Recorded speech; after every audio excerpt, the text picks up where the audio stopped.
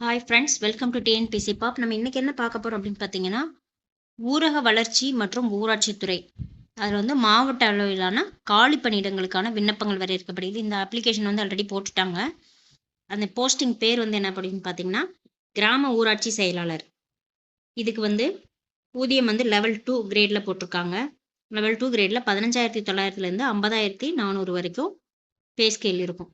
வயசு வந்து பார்த்தீங்க அப்படின்னா 1/7/2025 அன்னைக்கு 1/7 அதாவது ஜூலை 1/2025 அன்னைக்கு அதிகபட்ச வயது வரம்பு எவ்வளவு இருக்கணும் அப்படின்னா, ஜென்ரலா இருக்காங்க, பொது பிரிவில் இருக்காங்க அப்படின்னா அவங்களுக்கு வந்து 18லேருந்து 32 வயசு வரைக்கும் இருக்கணும்.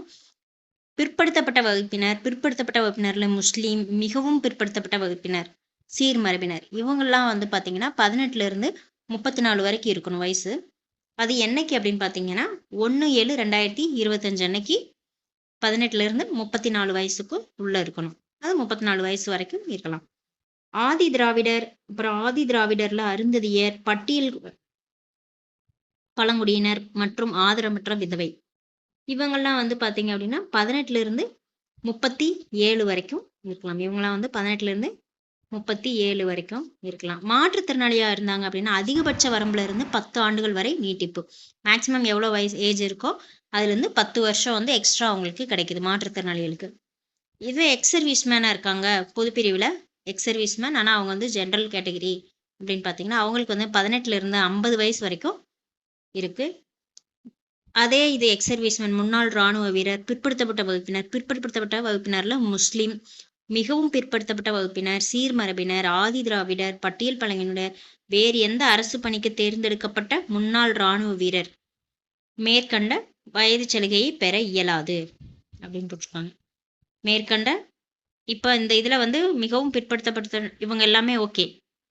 மிகவும் பிற்படுத்தப்பட்ட வகுப்பினர், சீர்மரபினர், ஆதி திராவிடர், பட்டியல் வழக்கு இவங்க எல்லாத்துக்கும் 18லேருந்து 55 வரைக்கும். ஆனால் வேறு எந்த அரசு பணிக்கு ஏற்கனவே வந்து எக்ஸ் சர்வீஸ்மேனாக இருந்து வேற அரசு பணியில் இருக்காங்க அப்படின்னா அவங்களுக்கு வந்து வயது சலுகை கிடையாது அப்படின்னு போட்டிருக்காங்க. மொத்த காலி பணியிடங்கள் வந்து 1483 இருக்கும். மொத்த காலி பணியிடங்கள் 1480. மாவட்டங்களில் உள்ளவாறு இப்போ இதுக்கு வந்து என்ன எலிஜிபிலிட்டி அப்படின்னு பார்த்தீங்கன்னா, இன சுழற்சி விவரங்கள் வந்து மாவட்டத்தில் எவ்வளோ இது இருக்கோ அதுக்கேற்ற மாதிரி போஸ்டிங் போடுவாங்க. கல்வி தகுதி வந்து மற்றும் பிற தகுதிகள் என்னென்ன, 10th வந்து தேர்ச்சியா 10th பாஸ் ஆயிருக்கணும். விண்ணப்பதாரர் குறைந்தபட்சம் 8ஆம் வகுப்பு வரை தமிழில் படிச்சிருக்கணும், தமிழ் மொழியில் படிச்சிருக்கணும், தமிழ் மீடியத்தில் படிச்சிருக்கணும். ஓகேவா? அதுக்காக பிஎஸ்டிஎம் சர்டிஃபிகேட் வேணுமா அப்படின்னு கேட்க வேண்டியதில்லை. இருந்தால் வெல் அண்ட் குட். ஆனால் பிஎஸ்டிஎம் வந்து கண்டிப்பாக வேணும்னு அவசியம் இல்லை. ஆனால் அவங்க வந்து 8வது வரைக்கும் தமிழ் படிச்சிருக்கணும். ஏன்னா இந்த மாதிரி ஜாப்க்கு எல்லாமே அந்த லோக்கல் லாங்குவேஜ் என்னவோ அது வந்து அவங்களுக்கு கண்டிப்பாக தெரிஞ்சிருக்கணும். ஓகேவா? ஸோ நம்ம இதில் வந்து பார்த்திங்கன்னா தமிழ், அதனால் 8th வரைக்கும் வந்து கண்டிப்பாக அட்லீஸ்ட் தமிழ் மீடியத்தில் படிச்சிருக்கணும். 10th பாஸ் ஆகிருக்கணும், இவ்வளோதான். பெருசாக ஒன்றுமே கிடையாது. 10th pass ஆகிருக்கணும்.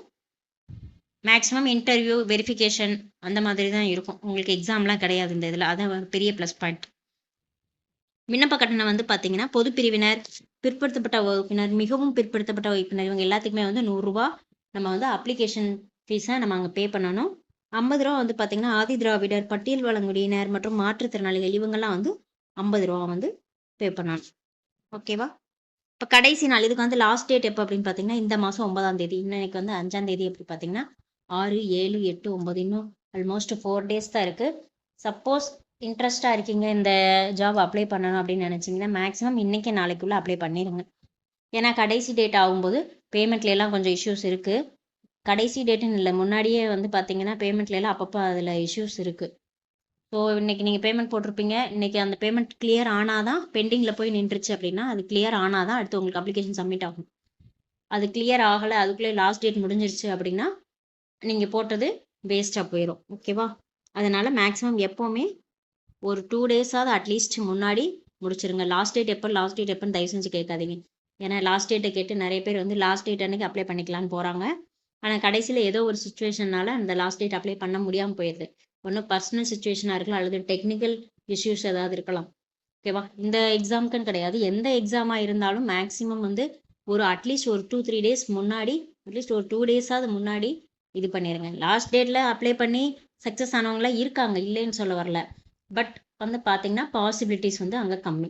ஓகேவா? ஒரு 2 டேஸ் முன்னாடி நீங்கள் பண்ணுறீங்க, ஏதோ ஒரு டெக்னிக்கல் இஷ்யூஸ்னால உங்களுக்கு பேமெண்ட் இதாக இருக்குது அப்படின்னா அடுத்த நாளோ அல்லது அதுக்கு அடுத்த நாளும் உங்களுக்கு பேமெண்ட் கிளியர் ஆகிடும், சப்மிட் ஆகிடும். இதுவே லாஸ்ட் நாள் பண்ணீங்க அப்படின்னா அந்த 2 டேஸ் கழிச்சு தான் உங்களுக்கு பேமெண்ட் கிளியர் ஆகும்.